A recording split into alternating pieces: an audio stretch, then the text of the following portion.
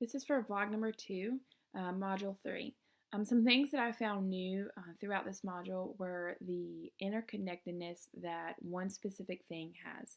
For example, a plate of food has the aspects of where it came from. It has the aspects of who produced it. It has the aspect of the packaging systems, and then transferring it to our current location that we have it in at.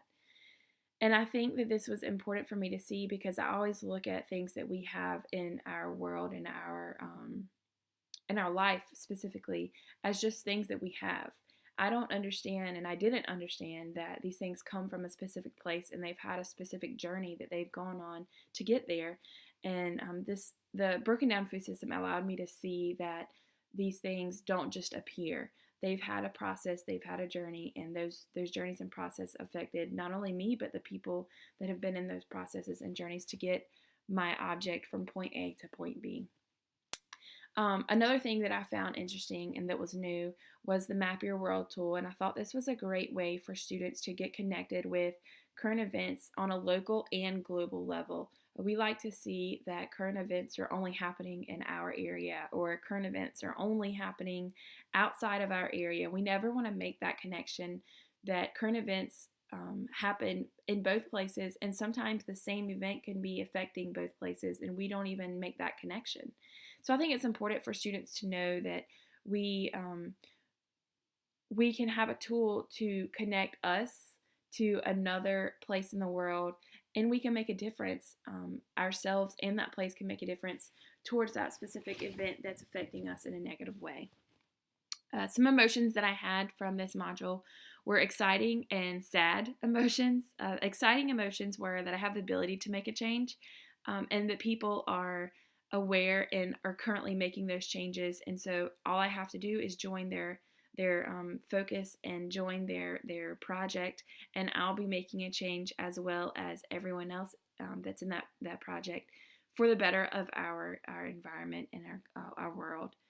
Some things that were sad were the lack of education that I had personally on current events in general, and just realizing that there's a lack of knowledge across the board for our human society, that we don't know the underlying meaning of these current events. Yes, we're aware of them, but we don't understand how they're affecting us. That's something that really struck a chord with me, is the understanding part of we have to know the current event, but we also have to understand how it is affecting us negatively and positively. And so those are some innovations that I found from this whole module in general. Some things that I would like to challenge myself with and to change maybe my views of things that I do in my life stemmed from what Bryant Terry said. His quote that youth are our future, we've always heard that, but in the situation that he was talking about specifically, it showed me that we're past our day and time. We can do things as adults. We can do things, but our youth are going to be the people that are leading this country and leading this world. And it's important that we show the importance of current events and the understanding of how those events affect our population, affect our environment, and affect our world just in a total picture. So one thing that I've challenged myself with is being aware of the products that I'm buying. For example, food, where those foods come from, who had to process those foods, how far did they have to come to get to Raleigh, North Carolina, and being aware of the environmental aspect of the life that I'm living. Don't use plastic, use paper, recycle bottles, recycle materials that are able to be recycled, because they have a greater impact on our world than just throwing it in the trash and never thinking about it again. If we understand that these things affect our world on a broad scheme and a broad picture, then our little changes that we make on a day-to-day basis will affect our broad picture in a great way. A way that I think that I can bring these issues into my teaching and into my classroom is by using them in literacy and writing. I think it's a great way for literacy to pull from the National Geographic resource magazines. This is a great way to pull topics that are age appropriate and that students can connect on a local and global level. They'll find it engaging to be able to find out statistics and information about current events when they can connect to it. With that being said, I think that writing is a great way to give students a voice on these current events. Persuasive writing and informative writing are two specific forms that I believe would go hand in hand with current events, because when you're looking at persuasive writing, students will be able to persuade the reader on how to make a difference in the world, or maybe a specific change that they can make in their life that would make a worldwide change if everyone had that aspect on life. Whereas informative writing would allow students to inform the reader on current events, what those events are causing negatively and positively for our people, our environment, and our world in general. And that's a great way for students to kind of start creating a plan in their mind of, how can I make a change? How can I connect myself to this global problem and do something in my life to make a change in a positive way? That's what I've collected from the module in itself. From the their assignment or experiments about talking to a group or an audience about a specific global issue, I decided to talk to my parents about just global goals and the term current events in general, to see what their idea was on global events and global goals. And I found that they did not know anything about either one of these terms. So I decided to just kind of explain the global goals aspect and the concept of global goals to my parents, and explain a specific current event, or not a current event, but the process of the broken down system, to show them that if we have to understand the bigger, broader picture of things, and what that means and how that affects us and how we can make a change. And they didn't seem interested. They didn't seem excited. They didn't seem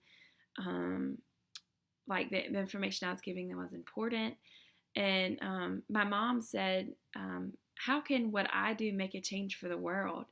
And I thought that was a powerful statement, because if we looked at the world as a whole, and if every person in this world said that exact same statement, how could I make a change for the whole world? We would never make any progress. Luckily, we have people in the world that understand the importance and know that we have to make those changes, and have started making those changes. And so I'm thankful for those people that have started those changes, and it's made me want to educate people like my parents and my students on understanding the severity of our problems, and understanding how these problems affect our everyday life, our states, our country, our world, and just really filling them with knowledge on how we can make a change. It's cliche to say that, oh, I want to make a change in the world. But it's important to know that if you choose paper at the grocery store instead of plastic, you're making a change. It doesn't have to be this huge, large project that you turn into a life goal. It can be small changes when you're going to the grocery store, buying eco-friendly and environmental-friendly products instead of produced products through manufactured factories. Those small life changes are what make a bigger, broader change. I think it's important to educate our youth on the importance and the knowledge of current events. And at this point, I think it's important to inform adults on how we can make a change in small life changes, such as going to the grocery store and using paper instead of plastic, or recycling your water bottles and your soda bottles and your egg cartons, and buying eco-friendly gas, and all of those aspects of life that aren't really a big picture. They're just small changes that we can make in an everyday situation that would overall, in the end, have a great impact on our world. So that's what I pulled from Module 3. I hope you have a good understanding of what I've pulled from that information, and the experiences that I've had with my parents on the lack of what the lack of knowledge has and can do to people when it comes to current events. So, hope you enjoyed.